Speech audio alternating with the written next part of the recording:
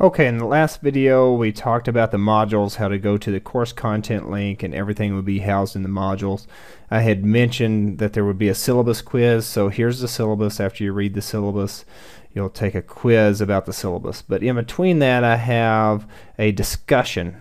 So if you have any other questions that the syllabus, that maybe it wasn't clear on the syllabus and you need to directly ask me, I have a discussion about it. And the reason I like to post that in a discussion on the first week is because if you have a question about it, most likely other students will have a question about it. So that will allow them to see that, and it saves me a lot of email traffic and having to respond to the same question, to 30 different people. So ask the question, then I'll respond to it. Make sure when you're doing that discussion that you read other people's questions, because they may have already answered your question. And then you can go into the syllabus and kind of look and see if you can come up with some other questions. So that way we can hopefully answer everybody's questions and no one's confused. But I want to make this clear. Everything that you need when it comes to assignments that you need to turn in to me will be housed here on this course content page, which is the home page. So week one is just an introduction. You do have to take the syllabus quiz, and you do have to do the discussion about the syllabus. And then once you get into week two, or module 2, that's where we start getting into the chapters. So you notice there's 2 chapters per module, and I try to keep it right by the book so that it wouldn't be confusing. And so if you're having any trouble looking at some of this information, at least you can follow the book. So here's a video lecture. So when you click on that, it's going to open up a little video lecture, kind of like this one, that explains some of the major parts of the chapter. And then you have a PowerPoint that goes a little bit more detailed. Then you'll have a discussion about it, and then you have a self-test. Now the self-test are some of the same questions that are on the quiz. So if you can get 100% on the self-test, which you have to use the book and the PowerPoints to answer the questions, you should do great on the quiz. Now some of these quizzes are long. Some of them are only 20 or 30 questions. Some of them are upwards of 90 questions. But you'll get an idea of how many questions are on the quiz based on doing this self-test. So make sure you do those.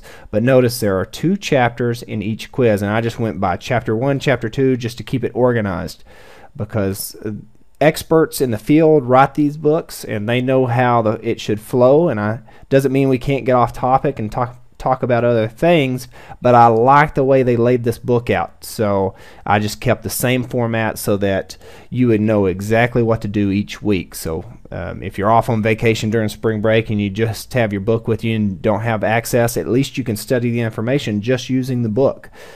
So let's get to what I want to talk to about today, and these other tabs. Now you notice you won't see that they're hidden. Some of these I have hidden right now because I'm still working on them, but let's talk about these other ones. We have announcements here, so if I post an announcement, you can always view it there. Typically I'll set it to pop up, but just in case it doesn't pop up, go to the announcements and check it every once in a while.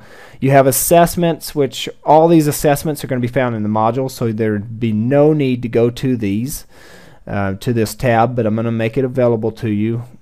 Sometimes I hesitate to open up too many tabs because I don't want you to get confused. But everything you need, again, is on that course content page. Assignments, these are your 2 major projects, and I've also got those set up in the modules, and I'll show that to you in just a second. So when you click on those, this is how you would submit your PowerPoint to me, or if you do a video by YouTube, this is how you would send your link so that I can give you a grade for it. So you would send them there. Then we have the calendar.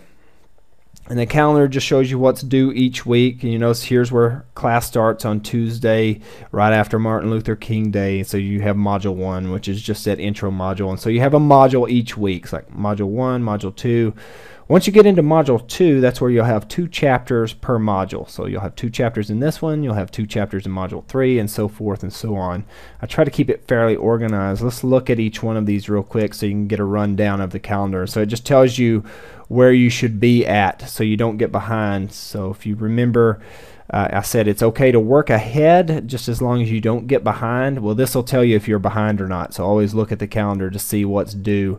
Everything's typically due that Sunday before the week starts. So Sunday at midnight, you need to have everything turned in for that module. Here's spring break, so we won't have anything to do there, and don't expect me to check the email on Blackboard because I'll be having fun just like you on spring break.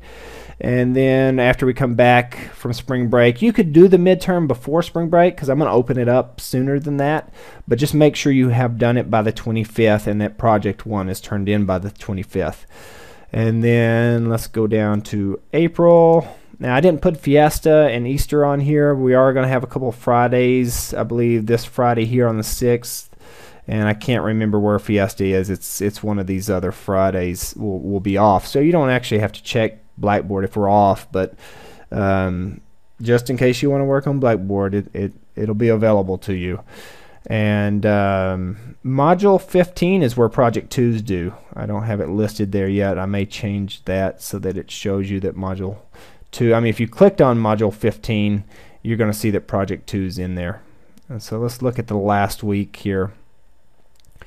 This is the absolute last day you can take the final. I'm going to open up sooner than that, probably give you a complete week to take it, but I like to have my grades turned in on time, and a lot of times I like to get everything done as soon as possible so that once I have all my grades turned in, I can leave and I'm on summer vacation. So anyway, you have to take the final by the 7th. And I'm going to open it up earlier than that so that if you have time in your schedule, you can knock it out then, but make sure you have it done by midnight on Monday, because Tuesday when I roll in, if it's not done, I'm going to start calculating grades, and don't start trying to contact me and ask me to open it back up. I want my grades turned in for this class on Tuesday.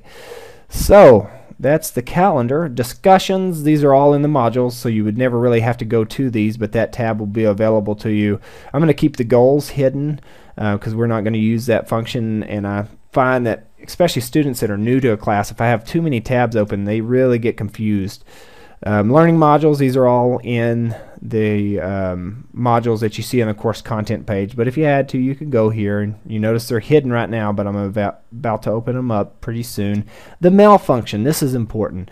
Make sure when you send me emails that it all goes through Blackboard Mail. Don't send it to my other Alamo account, because I like to, for each class, have all the emails contained into one Blackboard shell for it, so I don't have to search around in my personal email or my business email.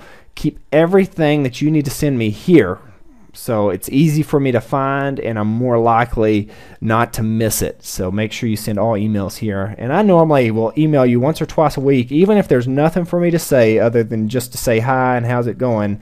I'll send out an email to the whole class letting you know, hey, I'm here, I'm looking for stuff, I'm grading things, whatever.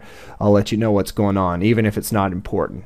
So every week at least look for an email from me. Roster, you can put up your picture. I haven't put up mine yet, but I will. And you can write in any information you want, but if you don't want other students to see it, don't post it on here. So here's the one for students, and I don't think anybody's done it yet, but you'll be able to see from there. So anyway, don't give too much information if you don't want other students to have access to it. So, and here's the syllabus.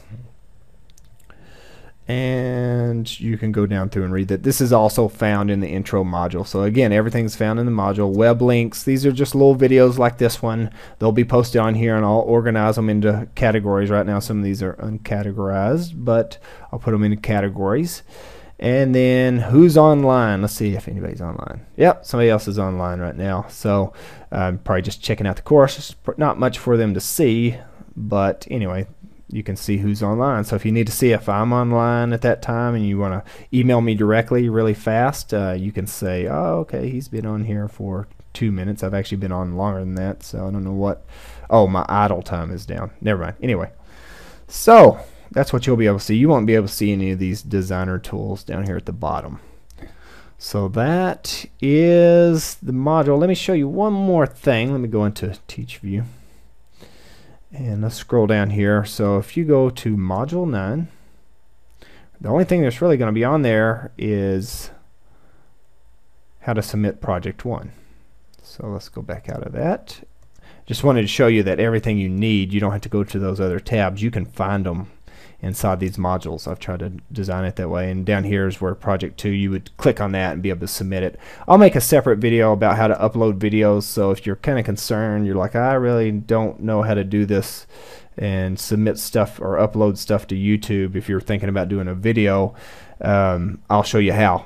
One thing I want to make clear, if you decide to do a video, even if you're going to embed it into a PowerPoint, I would rather you, in fact I'm requiring you to upload it to YouTube first and then get the link and then hyperlink it in your PowerPoint if you're going to do both. If you're just going to do a video, just send me the link from YouTube. I won't accept any other format because I have problems with people trying to submit video files, even if they're small, and embedding them into their PowerPoint when you have all sorts of issues about their video not playing.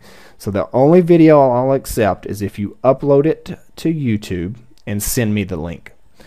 Otherwise, you can just do PowerPoint with illustrations if you want to do that. But I prefer the videos, I will say that much. I like the videos because other students can use them and they get much more out of them, and other people that aren't even in the class can use them. You know, not the best way to get your training is off YouTube, but at least the instructions out there.